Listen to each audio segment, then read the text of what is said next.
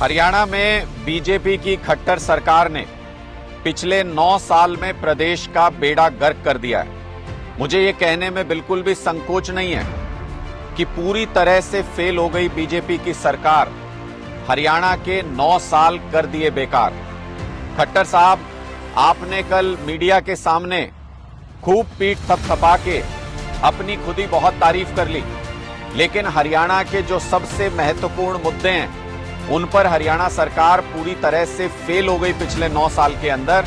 ये हरियाणा का जनमानस जानता है, एक एक व्यक्ति जानता है। मैं आपसे हरियाणा के 9 सबसे महत्वपूर्ण मुद्दों के ऊपर 9 सवाल पूछूंगा कि आज के दिन में क्या स्थिति है इन 9 महत्वपूर्ण मुद्दों पर हरियाणा की। लेकिन सबसे पहले शुरुआत आज कानून व्यवस्था की स्थिति से कर लेते हैं, क्योंकि ताजा वाकया जो ध्यान में आया है वो ये कि प्रदेश के गृह मंत्री बेचारे कह रहे हैं कि 372 आईओ को सस्पेंड कर दीजिए, क्योंकि इन्होंने कोई अपने इन्वेस्टिगेशन ठीक से नहीं किए, केस ठीक से नहीं सुलझाए। 372 आईओ को सस्पेंड करने का गृह मंत्री आदेश देते हैं, लेकिन दुर्भाग्य देखिए, हरियाणा में कानून व्यवस्था की स्थिति देखिए, सरकार की स्थिति देखिए कि 72 घंटे बीत जाने के बाद भी एक भी आईओ को सस्पेंड नहीं किया पुलिस विभाग ने।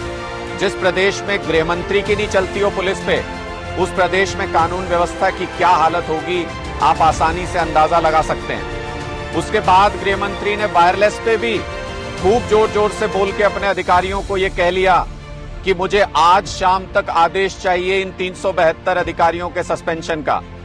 अभी तक तो उस पे भी कोई अमल होता हुआ नजर नहीं आ रहा है।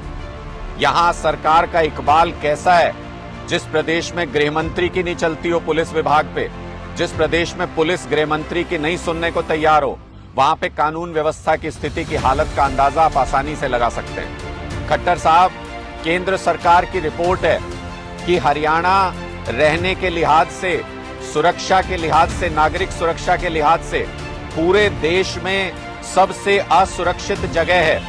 नागरिकों के रहने के लिए सबसे असुरक्षित जगह बन चुका है हरियाणा आपके राज्य में। इससे आप अंदाजा लगाइए कि कानून व्यवस्था की क्या स्थिति है।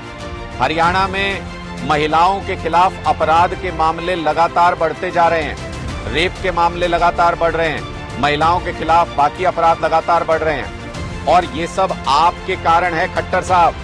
जब आपने अपने एक मंत्री को, जिसके ऊपर महिला से छेड़छाड़ का आरोप है, गलत व्यवहार का आरोप है, चार्जशीट फाइल हो चुकी है, सबूत जांचने के बाद पुलिस ने चार्जशीट फाइल कर दी कोर्ट में, उसके बावजूद आप विधानसभा में टेबल थपथपा के कहते हैं नहीं हटाऊंगा इस मंत्री को, नहीं हटाऊंगा। ऐसे व्यक्ति को आपने मंत्री बना के अपने मंत्रिमंडल में रखा हुआ है। हरियाणा ओलंपिक संघ का अध्यक्ष बना के पता नहीं कितनी महिला खिलाड़ी उसमें तैयारी करती हैं, आपने उनके सिर पर बिठाया हुआ है अपने मंत्री को। ऐसी स्थिति में क्या मैसेज जाता है खट्टर साहब? नीचे तक आपने मैसेज दिया हुआ है कि विधायक अपने दोस्तों को बचा लें, पुलिस अधिकारी अपने दोस्तों को बचा लें, मंत्री अपने दोस्तों को बचा लें, तो फिर अपराध तो बढ़ेगा ही। पूरे हरियाणा के अंदर आज के दिन में अलग अलग गैंग पनप रहे हैं। फोन के ऊपर विदेशों से धमकियां आ रही हैं, सांसद तक के साथ वो विदेश से फोन आने का मामला हो जाता है। ऑनलाइन फ्रॉड के तो पता ही नहीं कितने मामले बढ़ते जा रहे हैं। पूरे हरियाणा में कानून व्यवस्था की स्थिति आज के दिन में बहुत लचर है, और ये सिर्फ इसलिए है क्योंकि लोगों को जात के नाम पे, धर्म के नाम पे लोगों के दिलों को बांटने का काम खुद भारतीय जनता पार्टी, खुद आपकी सरकार के लोग करते हैं। हमने पूरे हरियाणा के अंदर जातिगत माहौल बदलते हुए देखा आपके राज्य में।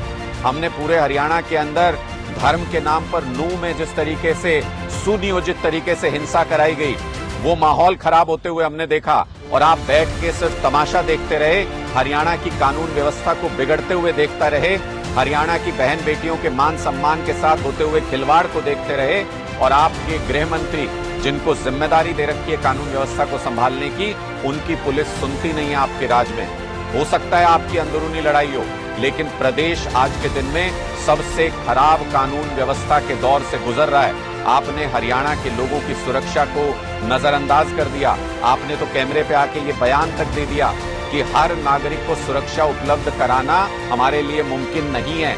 जिस प्रदेश का मुख्यमंत्री ये कह दे, उसमें अपराधियों के हौसले कितने बुलंद होंगे इसका अंदाजा आसानी से लगा सकते हैं।